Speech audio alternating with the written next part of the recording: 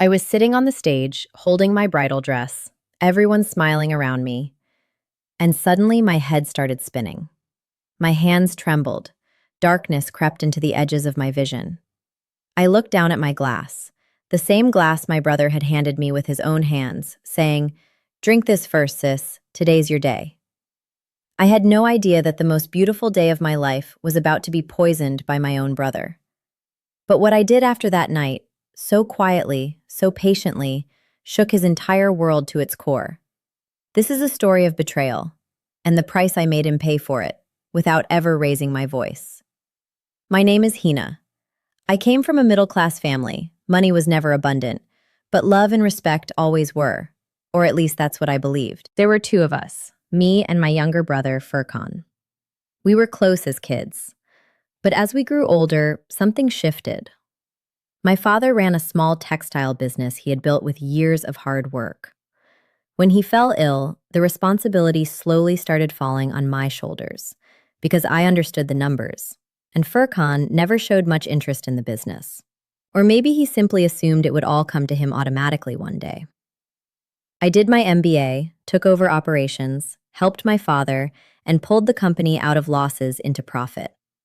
But behind all that effort, I never noticed that my own brother had quietly started resenting me for it. Then my marriage was arranged to Omar. A decent family, a good man, and most importantly, his family ran an established business of their own, far bigger than ours. The match had actually come through Omar's mother herself, after she'd heard about my work. The house was filled with celebration. My mother hugged me with tears in her eyes. My father looked at me with quiet pride. But Furkan's happiness had an odd hollowness to it. He smiled, sure, but the warmth that used to be in his eyes simply wasn't there anymore. One night, I overheard him on the phone with my father. "So everything's going to be in her name now, right? After the wedding, she and her husband will take over everything." I brushed it off at the time. I told myself it was wedding stress, or maybe I'd misheard. I had no idea that was only the beginning. Wedding preparations were in full swing. The house was packed with guests, drums echoing through the rooms, my mother running around with a permanent smile. I was so wrapped up in my own joy that I missed the small warning signs that were right in front of me. The wedding day arrived. I sat there in red, draped in jewelry, the center of every eye in the room. Omar sat beside me, and his family's smiles made me feel like I was stepping into a beautiful new chapter of my life. The reception began. Guests lined up to congratulate us. In the middle of all that heat and exhaustion, Furkan walked up holding two glasses, one for me, one for himself. "Sis, it's so hot. Here, have some cold juice. It's your day, enjoy it," he said. And his smile was so innocent that I had no reason to suspect a thing. I took the glass and drank it, without a second thought, the way any sister would take a drink handed to her by her own brother. 15 minutes later, something felt off. A dull spin in my head, like the floor was tilting slightly beneath me. The lights in front of me started blurring. I assumed it was exhaustion. After all, I hadn't slept properly in days. But it wasn't just exhaustion. I couldn't speak properly anymore.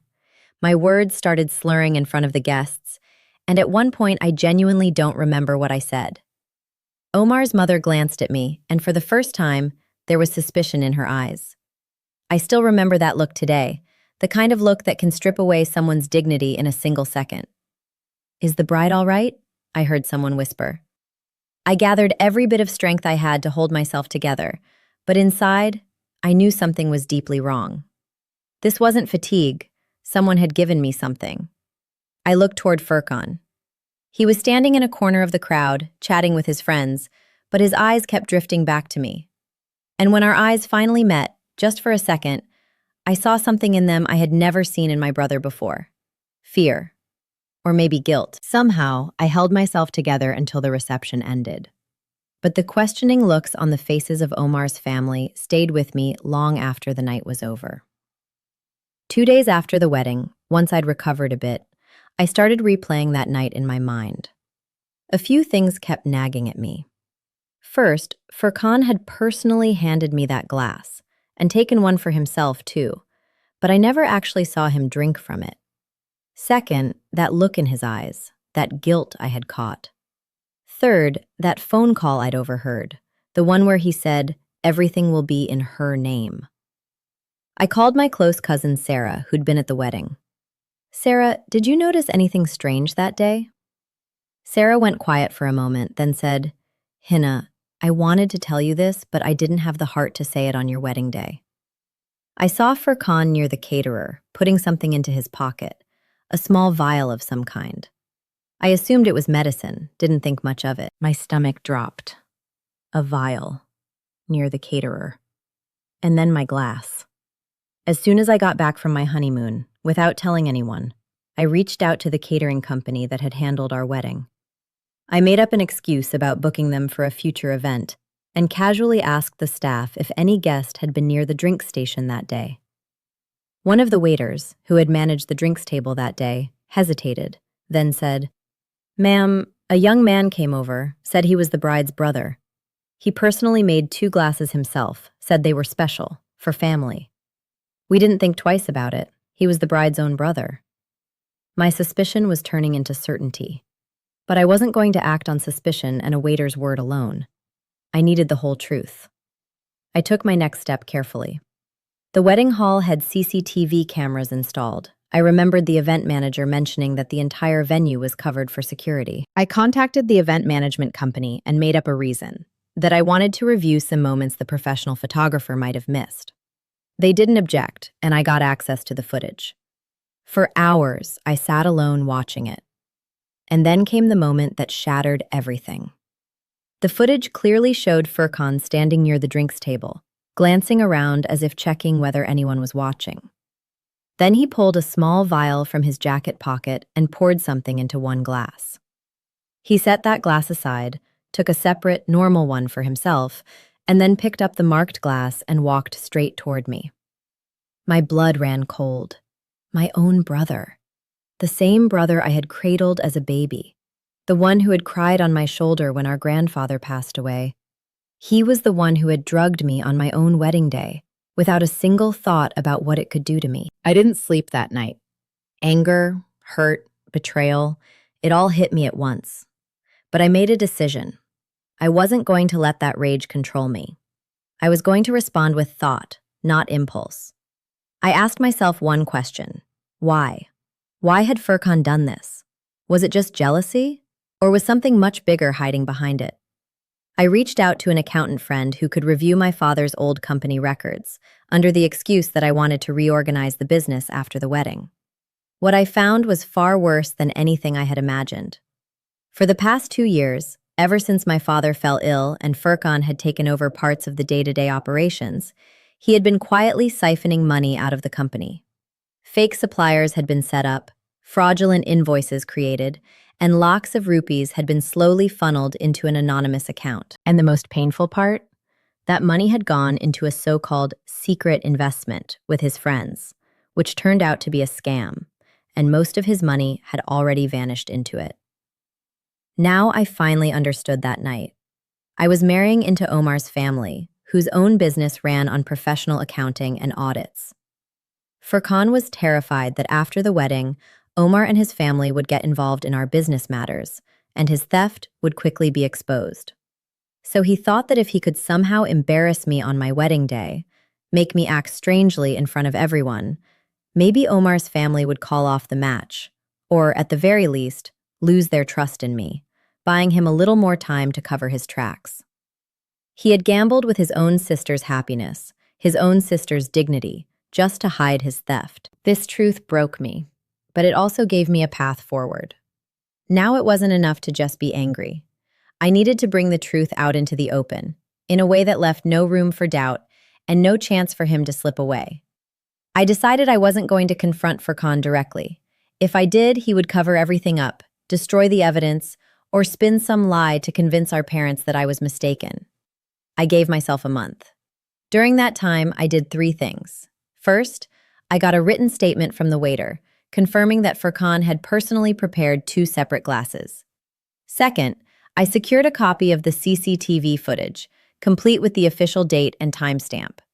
Third, and most important, with my accountant friend's help, I put together a proper report of all the fake invoices and transactions, clearly showing where the money had gone. Through all of this, I acted completely normal around Furkan, laughing, joking, showing up to family gatherings as if nothing had happened. Furkan slowly relaxed too, probably thinking I'd never get to the truth. But at every family dinner, in every casual conversation, I kept dropping small hints to my parents. Abba, the accounts haven't been properly checked in a while. We should really get an audit done. Or, Ummi, I think we should hire a professional accountant so everything stays transparent. I said all of this in a way that seemed completely innocent, like the responsible advice of a caring daughter, with nothing pointed at Furkan at all.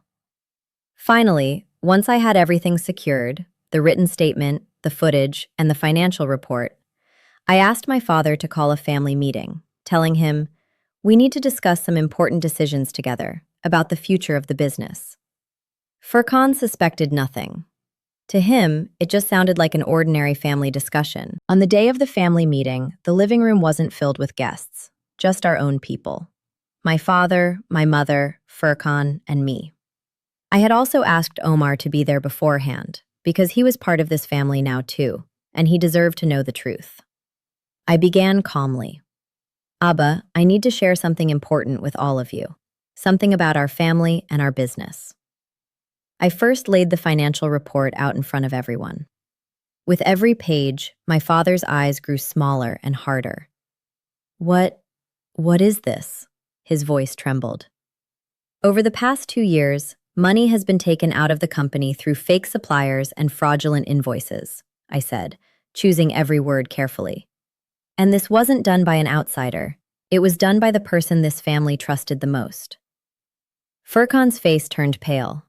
Sis, this is all lies. Someone's framing me. Furkan, I said, my voice quiet but every word carrying weight. I know the truth. I also know that on my wedding day, you put something in my drink because you were afraid Omar's family would expose your theft. The room fell silent. My mother's hands began to shake. Tears welled up in my father's eyes, not tears of sadness, but of shock. I pulled out the waiter's statement, then played the CCTV footage on my father's phone. The footage showed everything, clearly. Furkan's face went white watching it. He tried to speak, but the words wouldn't come. You drugged me, my voice cracked for the first time. On your own sister's wedding day, in front of everyone, trying to humiliate me, just to hide your own fraud. You gambled with my day, my dignity, my trust, all to cover up your theft. My father stood up, shaking with anger and grief. You thought I would let this happen to my own daughter? His voice broke. Furkan tried to apologize, crying. But the truth was laid out so clearly that no apology was enough in that moment.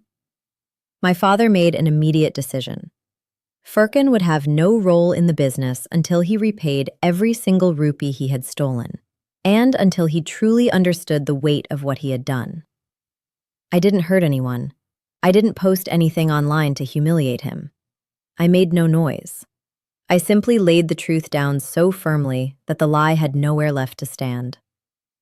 After that day, Furkan slowly began to understand the weight of what he'd done. He started working, trying to repay the money, and gradually began earning the family's trust back. But it was a long road, one he had to walk through his own effort. What I learned from this entire experience is that revenge isn't about hurting someone. Real revenge is laying the truth down so firmly that the lie itself becomes ashamed. I never hated my brother, but I also never let myself stay weak. I waited. I gathered the truth patiently, and when the time came, I laid it all out, without humiliating anyone, but without letting anyone escape accountability either. Today, years later, Furkan has worked to make amends. Our relationship isn't what it used to be, but there's a line of respect between us now. The kind of respect that only comes from truth and accountability. If you ever find yourself betrayed by someone close to you, remember this. Anger makes you weak, but patience and truth make you strong. Decisions made in the heat of the moment are usually wrong, but a step taken with careful thought always leads to the right outcome. If you enjoyed this story, let me know in the comments, what would you have done in Hina's place? And if you've ever been betrayed by someone close to you, please share this story, because it just might give someone else the courage they need.